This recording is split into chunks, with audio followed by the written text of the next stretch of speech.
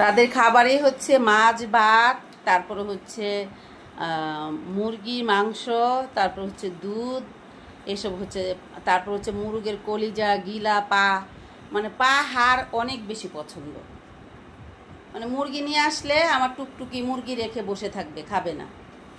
বন্ধন একটু খাবে সুন্দরে, কিন্তু যেই দেখবো যে এ বসে আছে কান্না করতেছে হাড় দেওয়ার জন্য, যখন হাড় দিব তখন সবার খাওয়া নষ্ট হয়ে যাবে, কারণ তখন সবাই হাড় খাওয়ার জন্য পাগল হয়ে যাবে, তখন খাবার নষ্ট হয়ে যাবে, তখন আবার সবাই হাড় যা আছে সব খেয়ে তারপরে খাবার শুরু করবে, এরকম করে।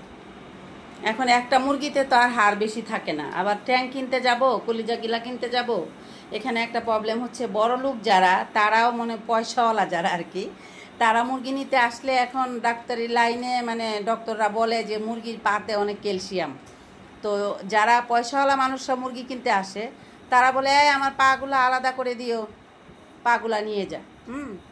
তো সেই ক্ষেত্রে আমরা পা কিনতে গেলে, অনেকেই পা কিনতে আসে, পা কিনতে গেলে কম পাওয়া যায়। ফ্রিজের থেকে অনেকে নিয়ে আসে, বাসি নিয়ে আসে, এগুলো আমি আনি না, কারণ বাসিগুলো আমার বাচ্চারা খেলে শরীর খারাপ হয়ে যাবে, পেট খারাপ হয়ে যাবে, সেক্ষেত্রে আমার ওটার দরকার নেই।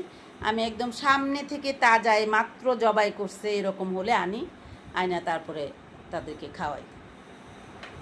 যদি না পাই সেক্ষেত্রে যেদিন শুধু মুরগি সিদ্ধ করব সেদিন তো তাদের মাথা নষ্ট, তাদের হাড় খেতে হবে। তা হাড় আর কয়টা থাকে, পাওয়ার মধ্যে এক দুইটা হাড় থাকে, গলার হাড় থাকে, এই তো, আর একটা মাথা থাকে, একটা মুরগির সঙ্গে একটা মাথা থাকে, দুইটা মুরগির সঙ্গে দুইটা মাথা থাকে, এই আর কি। তো কলিজাটা হচ্ছে আপনারা জানেন আটা আটা, ওটাকে ভাত দিয়ে মেখে দিলে কি হয়, মানে একটু ইয়া হয়ে যায়, মানে ওরা হচ্ছে নরম ভাত খেতে পারে না, নরম ভাত ওদের মুখের উপরে লেখে যায় চান্দিতে, ওটা খেতে পারে না ওরা। যেমন এমন শুধু কলিজাতে ভাত মেখে দিলেও খেতে পারবে না, কলিজা হয়তো সামান্য একটু দিতে হবে, আর দিতে হবে মুরগির মাংস।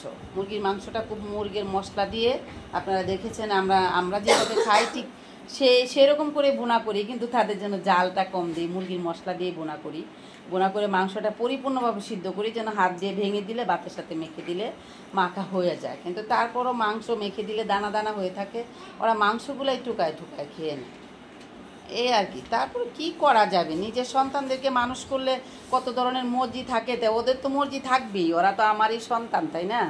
তাই আর কি, ওদের যার যেরকম করে, যে যেভাবে খেতে চায় সেইভাবেই দিই।